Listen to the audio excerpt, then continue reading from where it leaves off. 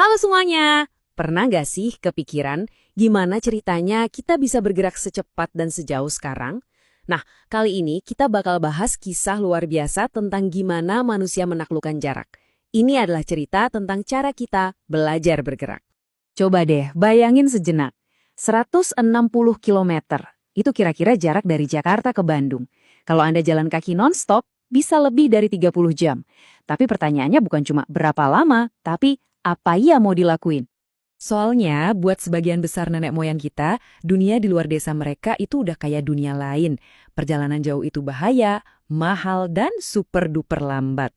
Nah, ini dia kisah tentang serangkaian terobosan yang ngeruntuhin batasan itu dan ngehubungin kita semua di dunia modern. Oke, kita mulai dari lompatan besar yang pertama. Momen di mana manusia mulai ngakalin gesekan dan jarak pakai kekuatan alam dan mesin-mesin yang sederhana. Ini adalah fondasi dari semua yang bakal kita lihat selanjutnya. Coba perhatiin titik-titik awal ini. Dengan menjinakkan hewan, kita dapat mesin hidup pertama kita. Terus dengan ditemukannya roda, kita nemuin cara buat ngecit hukum fisika. Perahu itu ngasih kita jalan tol pertama kita, sungai. Dan bangsa Romawi, wah, mereka ngerti banget kalau mau menguasai dunia, lu harus bisa melintasinya dengan cepat. Oke, mari kita bedah sedikit. Roda itu jenius banget karena kesederhanaannya. Sebelum ada roda, kalau mau mindahin barang, ya harus diseret. Ngelawan gesekan di setiap senti permukaannya. Capek banget. Tapi, roda mengubah gesekan geser yang gede itu jadi gesekan gelinding yang jauh lebih kecil di porosnya. Ini benar-benar game changer. Sebuah trik fisika yang bikin peradaban bisa mindahin lebih banyak barang, lebih jauh dengan tenaga yang lebih sedikit. Ya iyalah, punya kendaraan canggih juga percuma kalau nggak ada jalannya kan? Itulah kenapa infrastruktur jadi krusial banget. Jalanan Romawi dan terusan besar di Tiongkok itu bukan sekedar proyek bangunan. Mereka itu ibarat pembuluh darah yang bikin perdagangan, pasukan, dan ide-ide baru bisa ngalir ke seluruh penjuru kekaisaran. Sekarang, kita lompat ke babak berikutnya yang gak kalah seru. Momen di mana kita, manusia, akhirnya bisa bebas dari batasan otot dan angin. Ini adalah saat kita belajar menciptakan tenaga kita sendiri, sesuai kemauan kita. Coba lihat deh kontrasnya. Di satu sisi, ada batas biologis. Kuda perlu istirahat, perlu makan, dan cuma bisa lari secepat itu. Di sisi lain, ada kuda besi. Batasannya bukan lagi daya tahan, tapi seberapa banyak bahan bakar yang bisa kita kasih. Ini pergeseran yang fundamental banget. Dari yang tadinya bekerja sama dengan alam, jadi menguasai sumber energi buat menciptakan kekuatan sesuai keinginan kita. Lihat deh betapa cepatnya semua ini terjadi. Gila kan? Ribuan tahun kita cuma ngandalin kuda. Tiba-tiba dalam waktu kurang dari 150 tahun, kita udah pindah dari uap ke bensin sampai akhirnya bisa terbang. Setiap penemuan ini dibangun di atas penemuan sebelumnya, menciptakan akselerasi inovasi yang ngubah wajah planet ini selamanya. Kutipan ini menangkap sesuatu yang spesial loh. Transportasi itu ternyata bukan cuma soal ekonomi, tapi juga soal kebebasan dan rasa senang. Bahkan sebelum ada mesin-mesin raksasa, perbaikan kecil dalam perjalanan aja udah ngasih perasaan baru ke orang-orang. Perasaan soal kemungkinan dan petualangan. Kenapa tahun ini penting banget? Karena inilah tahun di mana lini perakitan Henry Ford mulai mencetak mobil secara massal. Ini adalah momen di mana mobil berubah dari barang mewah punya orang kaya jadi sesuatu yang mungkin dibeli oleh kelas menengah.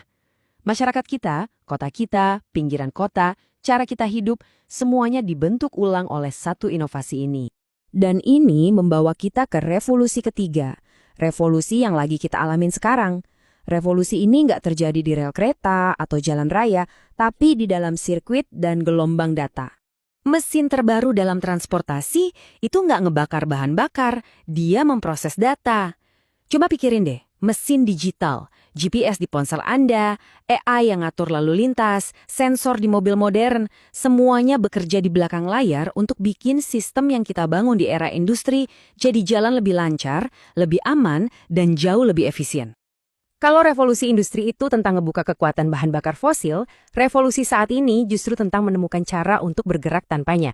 Keberlanjutan sekarang jadi pendorong utama inovasi transportasi, menggeser tujuannya dari sekedar kecepatan dan jarak menjadi tanggung jawab terhadap lingkungan. Nah, ini poin krusialnya. Semua kemajuan ini ada harganya, selalu ada. Nggak ada yang gratis, terutama kalau kita ngomongin tentang mengubah total cara satu spesies bergerak di muka bumi. Ini adalah pertanyaan yang wajib kita tanyakan. Kita memang berhasil membangun dunia dengan mobilitas yang luar biasa. Tapi setiap mesin yang menderu dan setiap jalan yang kita bangun, itu meninggalkan jejaknya. Dan inilah bonnya. Kecepatan dan kenyamanan itu kita bayar dengan polusi dan macet. Kemampuan buat pergi kemana aja seringkali berarti kita jadi kecanduan bahan bakar fosil. Ini adalah masalah-masalah warisan dari revolusi sebelumnya. Dan ya, sekarang giliran generasi kita untuk menyelesaikannya. Jadi, setelah kita paham masa lalu dan tantangan masa kini, yuk kita lihat kemana jalan ini akan membawa kita selanjutnya. Gelombang teknologi transportasi berikutnya udah ada di sini loh. Mobil listrik lagi mengubah apa bahan bakar perjalanan kita. Kendaraan otonom menjanjikan perubahan soal siapa atau apa yang ada di balik kemudi. Dan konsep-konsep kayak Hyperloop menantang pemikiran kita soal seberapa cepat kita bisa melintasi daratan. Evolusi ini masih jauh dari selesai. Dan ini dia pemikiran terakhirnya. Roda memecahkan masalah gesekan. Mesin uap memecahkan masalah tenaga. Mobil memecahkan masalah mobilitas pribadi. Nah sekarang, saat kita mengembangkan mobil listrik, kendaraan otonom, dan sistem transportasi pintar, masalah mendasar apa sih yang sebenarnya lagi coba kita atasi? Apa kita cuma mencoba menyelesaikan masalah keberlanjutan?